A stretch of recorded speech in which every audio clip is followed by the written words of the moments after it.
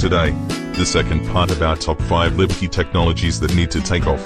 Today, number 4, Tor default routing. Your host is Rick Fahrbinger, and this is Liberties Report.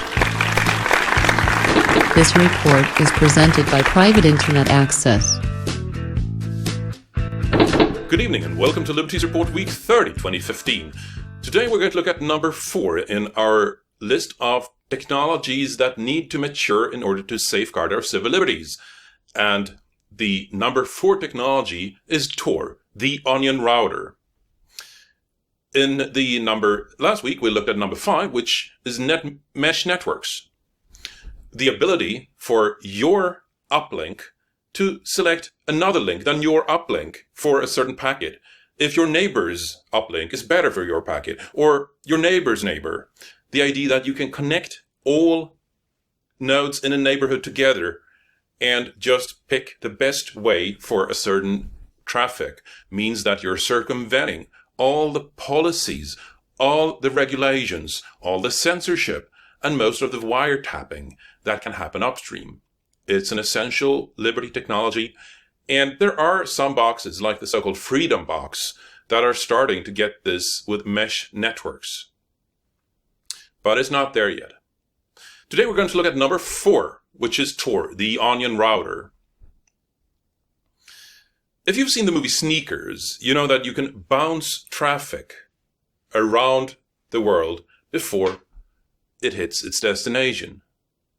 That's essentially what Tor does. It's a small package that you install on your computer, after which you become essentially anonymized online. It is very powerful.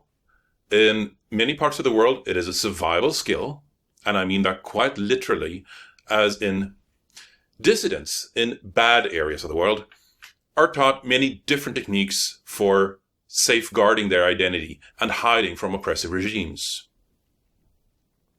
It's observable that the dissidents, or the freedom fighters as you would call it, who learn Tor survive, and others don't always.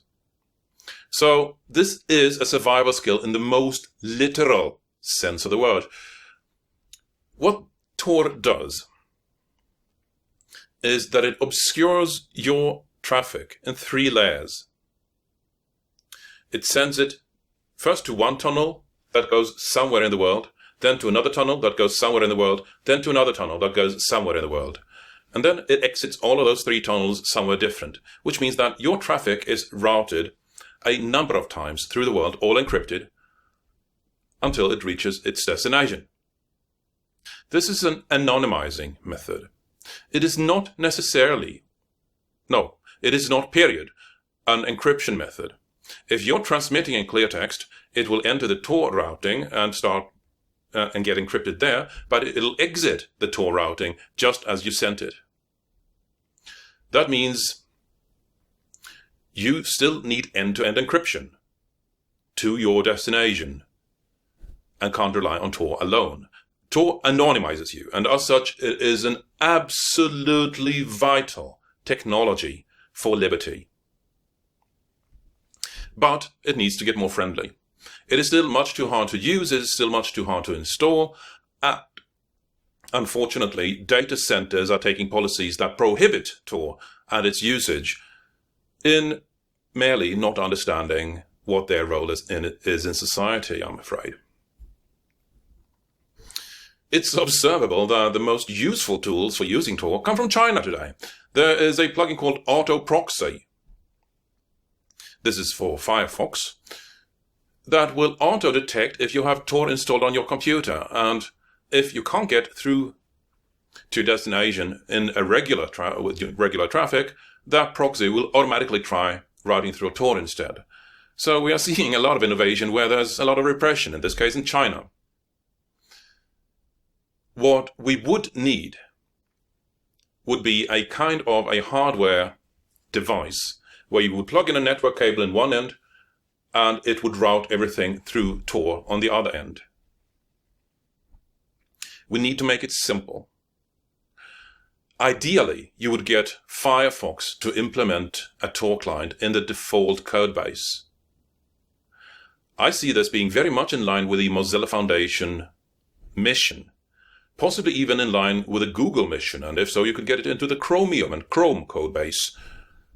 And doing that would make a lot of difference. We need Tor or something quite like it. And that is number 4 on liberation technologies. Next week, we're going to number 3. Until then, I'm Rick Falkninger, and this is Liberties Report. Visit our sponsor, Private Internet Access. Good night. This report is presented by Private Internet Access. Liberties Report is produced using exclusively free software.